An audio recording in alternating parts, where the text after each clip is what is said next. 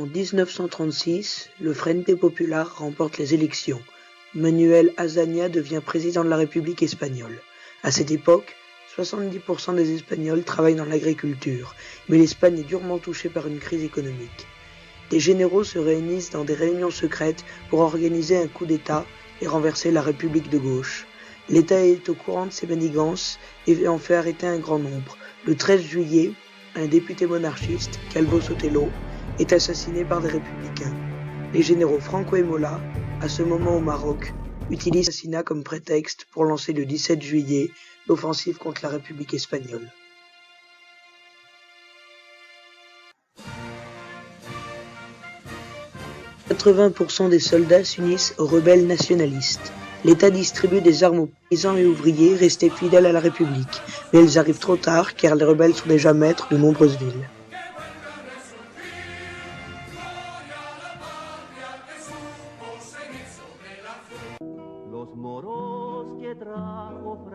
Franco est aidé par les dirigeants allemands et italiens Hitler et Mussolini.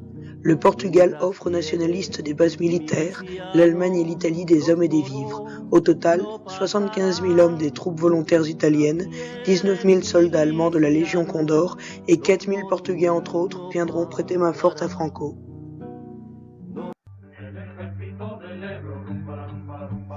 Les républicains sont majoritairement aidés par des volontaires venus du RSS ou faisant partie des brigades internationales. Ces dernières apparaissent en septembre 1936 suite à une proposition du secrétaire du Parti communiste français Maurice Thorez auprès de Staline. Le but est d'engager des volontaires pour combattre en Espagne. Le résultat est impressionnant. 60 000 hommes venus de 53 nationalités différentes viendront aider les républicains. Par ailleurs, de nombreux artistes et célébrités soutiendront les républicains ou participeront à l'effort de guerre, comme André Malraux.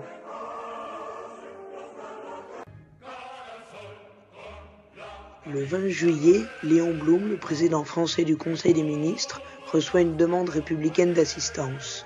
Il accepte, mais quelques jours plus tard, il est obligé de refuser sous la pression de la droite française et du Royaume-Uni.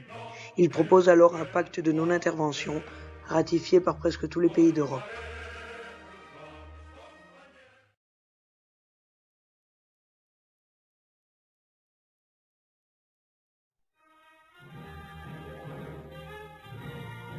La bataille de Teruel est une des plus marquantes de la guerre d'Espagne.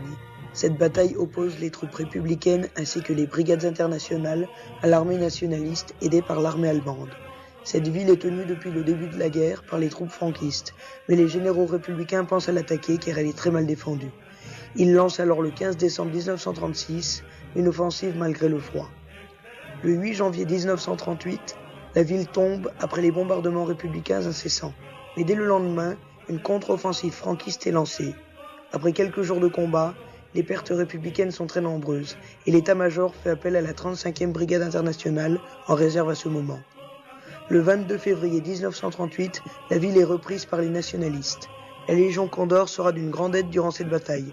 Elle représente 140 avions de chasse et 210 bombardiers. Parmi les aides républicaines, on retrouve les forces aériennes de la République.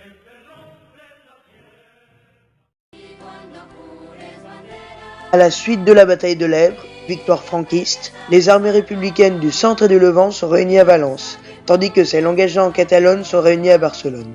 Ces dernières participent à une grande cérémonie, où elles défilent devant 300 000 personnes. La plupart des brigadiers sont rapatriés dans leur pays. Cependant, les brigadiers originaires d'Allemagne nazie, d'Italie ou de Hongrie ne pouvant plus rentrer chez eux, restent en Espagne. La majorité demandera la nationalité espagnole et s'engagera dans l'armée populaire. Les républicains perdent ainsi un allié puissant, mais un événement va venir bouleverser la guerre.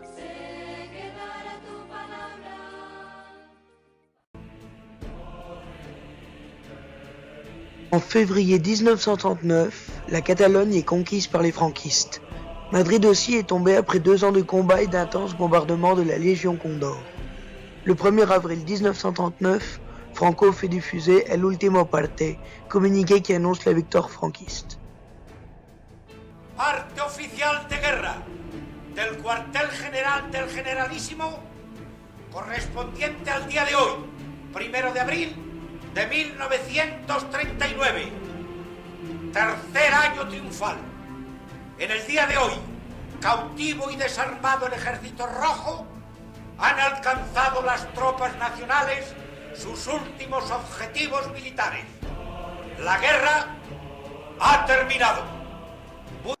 Après la guerre civile, Franco dirige désormais l'Espagne d'une main de fer, et ce jusqu'à sa mort en 1975.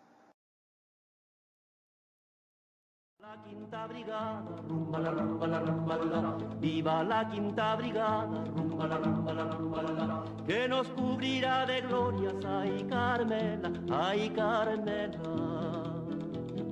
Que nos cubrirá de glorias, ay Carmela, ay Carmela.